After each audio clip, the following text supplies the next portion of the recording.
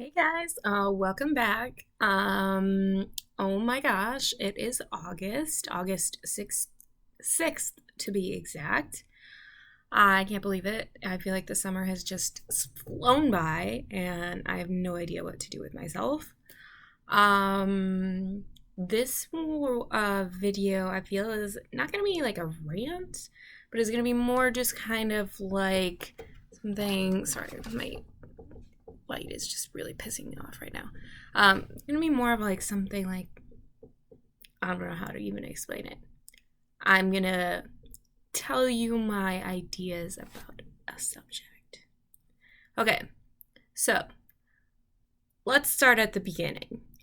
Back at the end of July, like the Twilight saga just decided to like pop up in like the top like 10 of Netflix. And I was like, first of all, this has been out of like everybody's minds for years. So why is Netflix bringing this back now?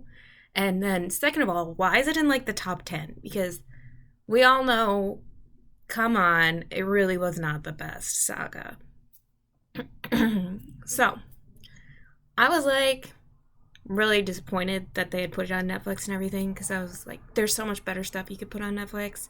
Doctor Who, you could keep X-Files on there. I mean, seriously, you got a million other things that you could keep on Netflix, and you decide to put Twilight.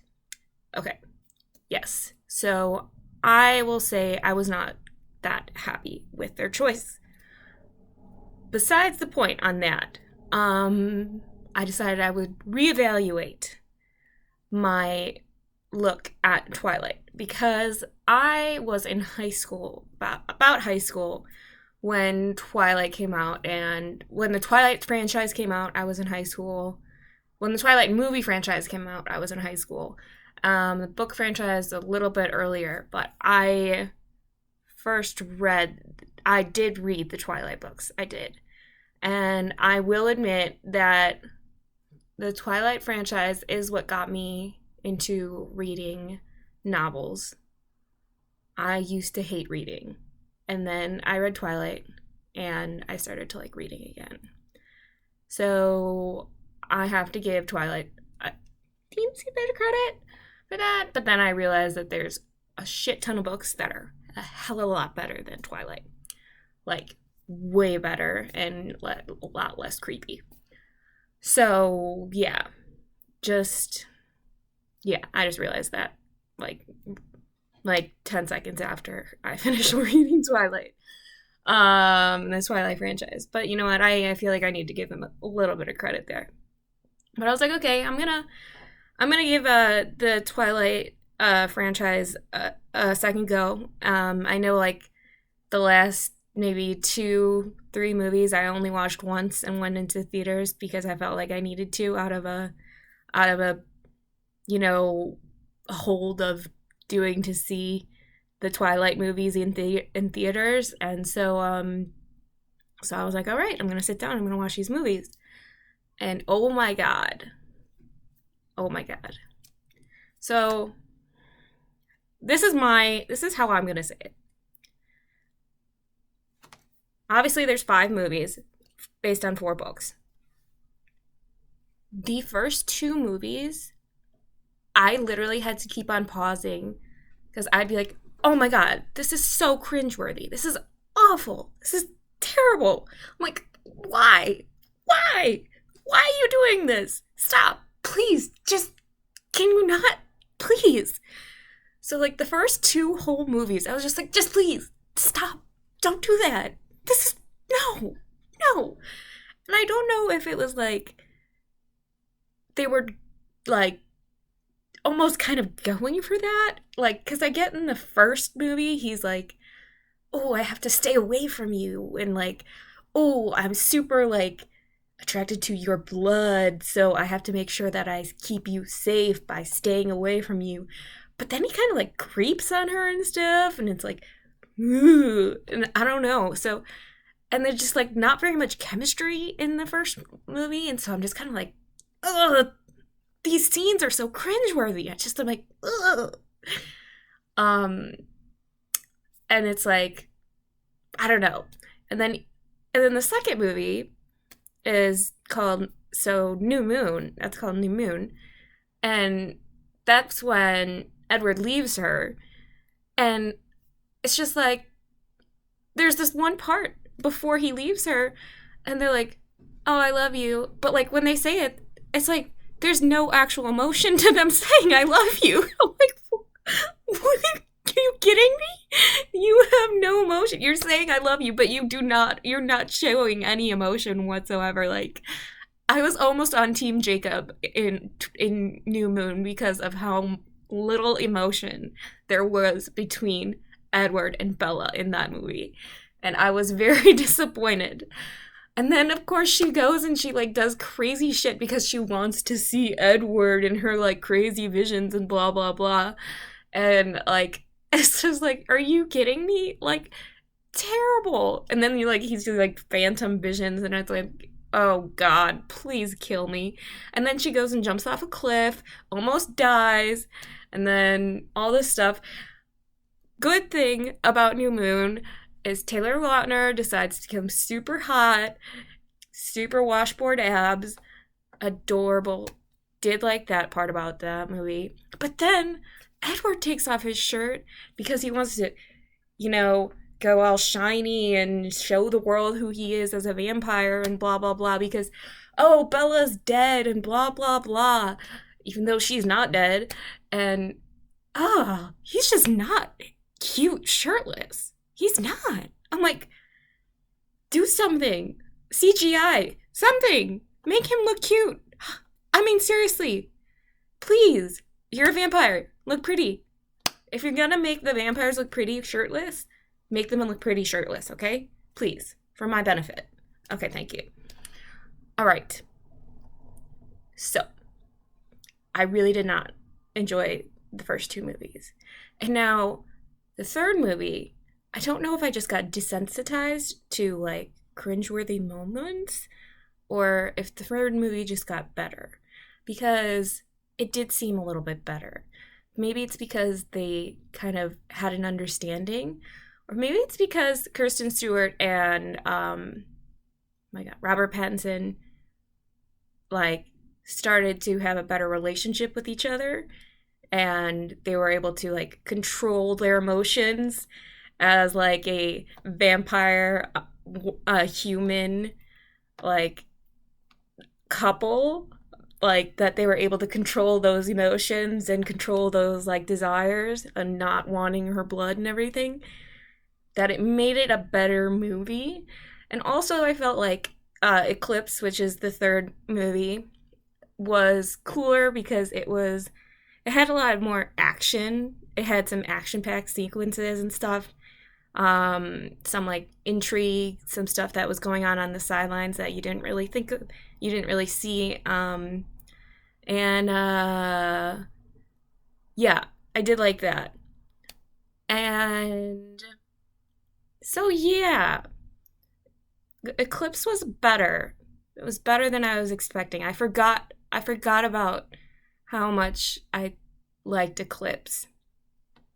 Cause Eclipse was a better movie than I was expecting, and I forgot how much they had put into it. And I mean, I hated the whole like love triangle between her, Edward, and Jacob. I was like, come on, guys, can we do something real, like something not tenure that's like done by everybody? Can we not do this? This is stupid.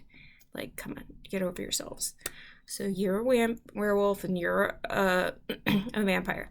I get that you don't want to cross territories, but let's just deal with it. Deal with it, okay? Deal with it.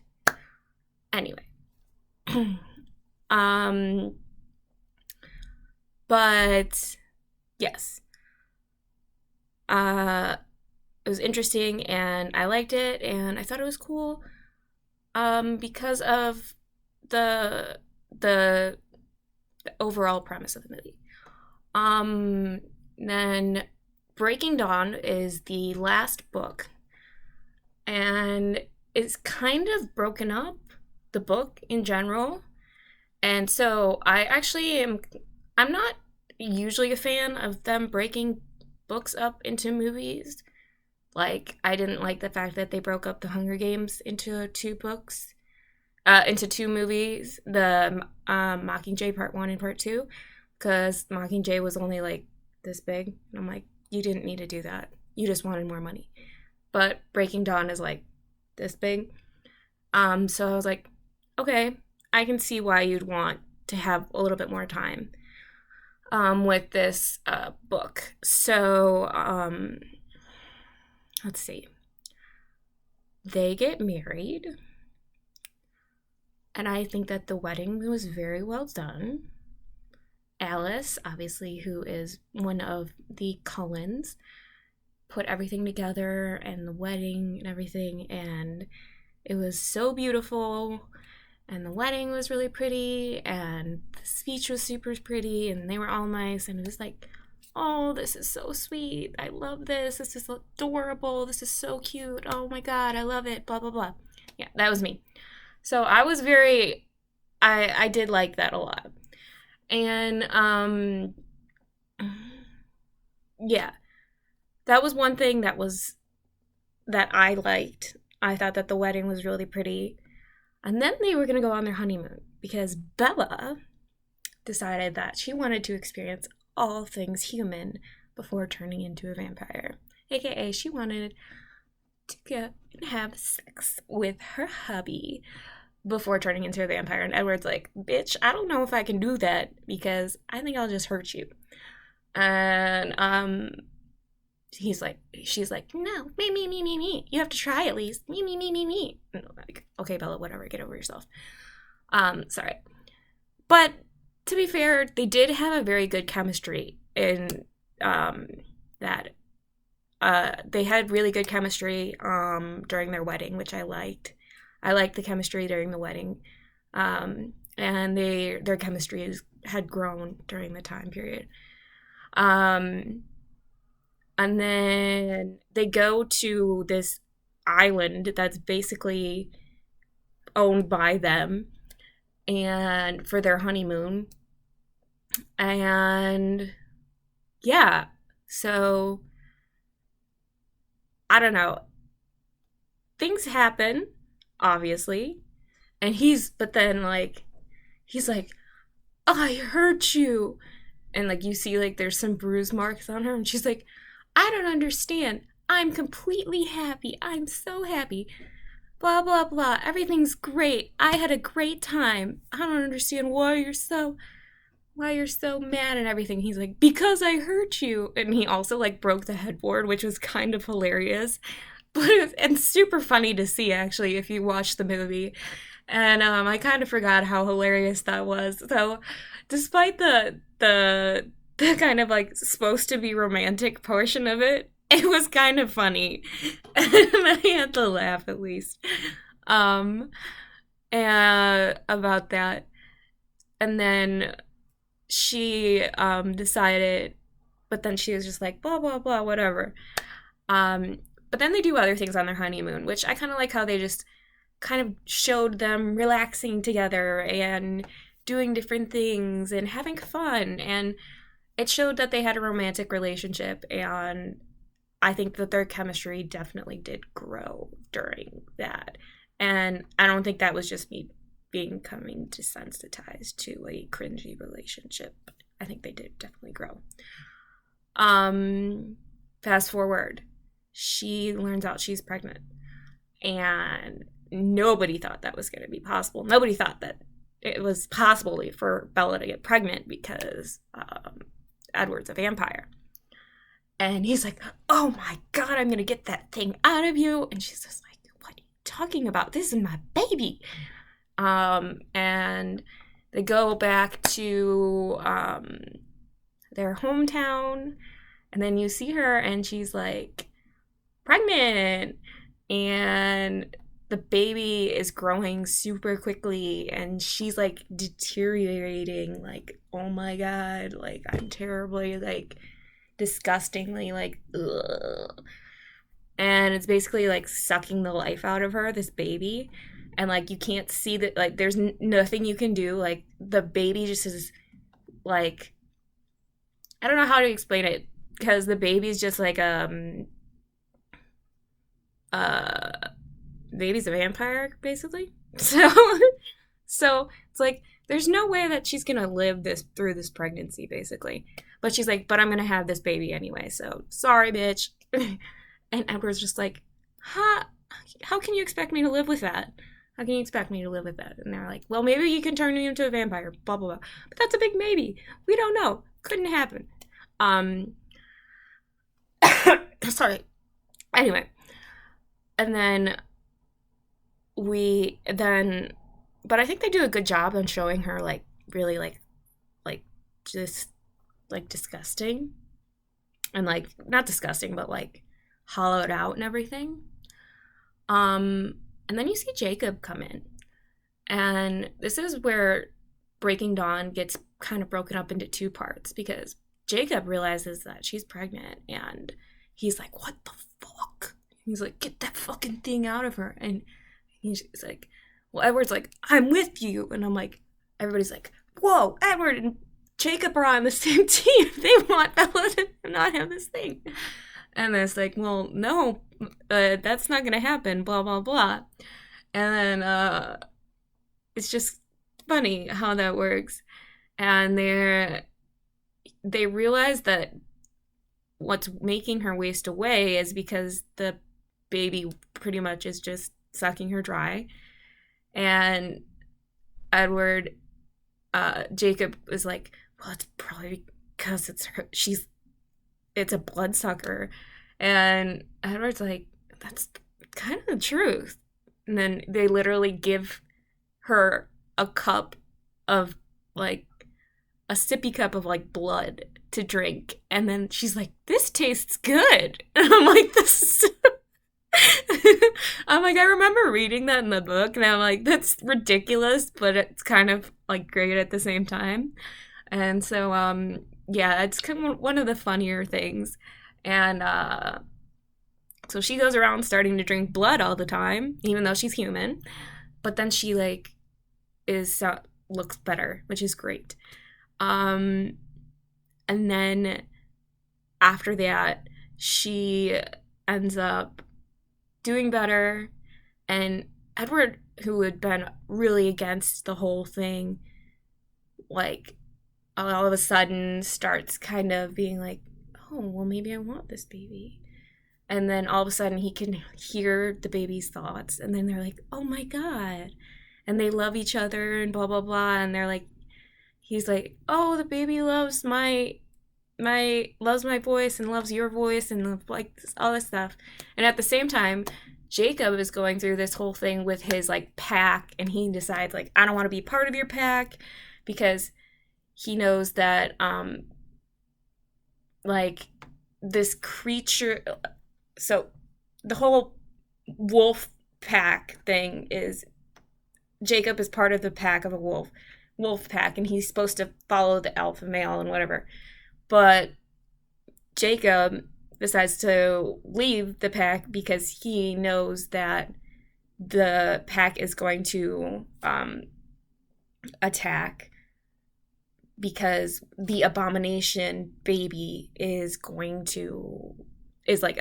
threat to everybody. And he's like, oh, well, I have to warn Bella and everything. Despite the fact that I hate the Cullens, I have to warn Bella because I love Bella and blah, blah, blah.